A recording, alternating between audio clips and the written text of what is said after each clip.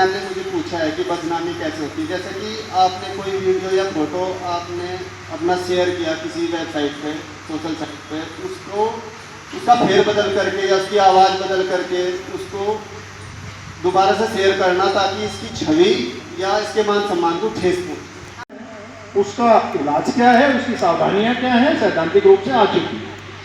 अब जिसे ठेठ भाषा में कहें, व्यवहारिक रूप से मैं आपको बताना चाहूंगा कुछ टॉपिक जो मेरा विवेक कहता है। साइबर अपराध आप लोगों ने समझ ही लिया, डिजिटल उपकरण से किया गया कोई अपराध। किसी के घर में चोरी करना, दीवार तोड़ के, दरवाजा तोड़ के निकाल के ले गए, वो क्राइम था।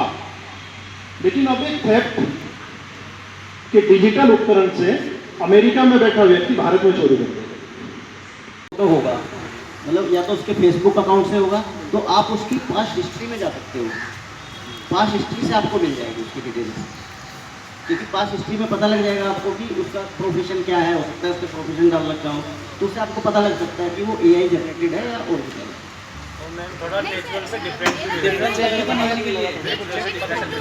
देखिए क्या है कि जो AI से फोटो जनरेटेड है वो इतना परफेक्ट होता है, वो केवल आपकी सजगता ही उसे सेलेक्ट कर सकती है कि ये वास्तविकता से कितना दूर है। वो इतना परफेक्ट होगा कि आपको लगेगा, मतलब उसमें एक जैसे सेलुलाइट पिक्चर जो हम देखते हैं ना, जैसे आज की डेट में इतने अच्छे अच्छे कैमरे आ गए, हमारे फ़ोन भी वो कैमरे पिक्चर नहीं रिकॉर्ड कर पाते। जो शादी ब्याह के जो हमारे जो कैमरे जब देखते हैं कि उनमें हम अपने आप को बहुत खूबसूरत नज़र आते हैं, और इस तरह की बहुत सारी ऐप भी हैं अपने आप को खूबसूरत बनाने के लिए।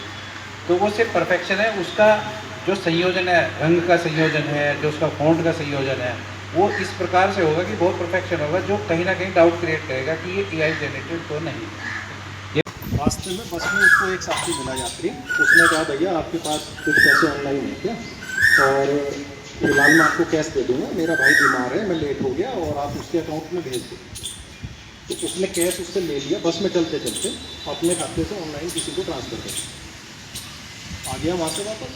उसने बड़ा एहसान जता, भाई साहब बहुत बढ़िया, फलाना दिखड़ा, मेरा ये एड्रेस है, ये है, मिलना ना जाना। कुछ दिन बाद बैंक मैनेजर ने सूचना दी आपका खाता फ्रीज हो गया। कि आपने ये ट्रांजैक्शन किया है और ये इलीगल ट्रांजैक्शन है, किसी आतंकवादी समूह को पैसा गया। बोले भाई ये कैसे होगा?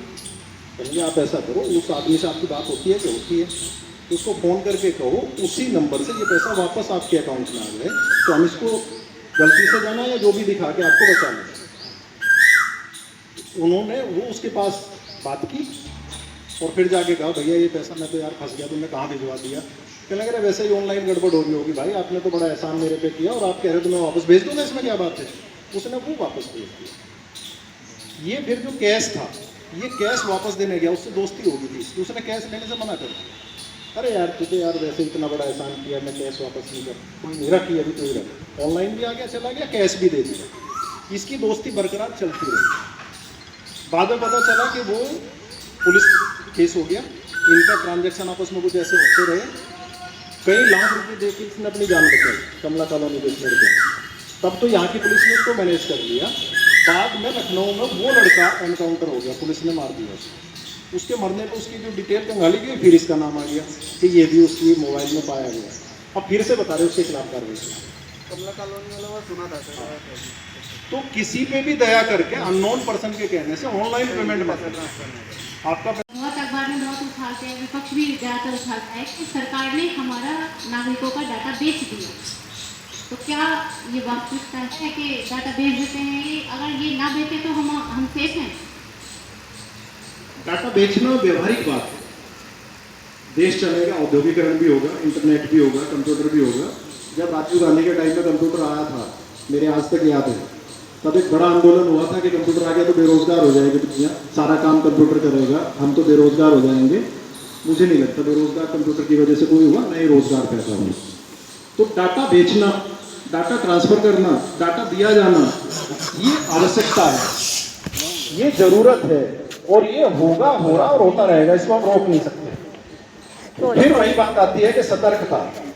आप सतर्कता बनाए रहिए, आप सतर्क रहिए, जागरूक रहिए, आपके साथ अपराध नहीं होगा। बेचेगा लेन देन तो चलेगा, इसको बंद नहीं किया जा सकता।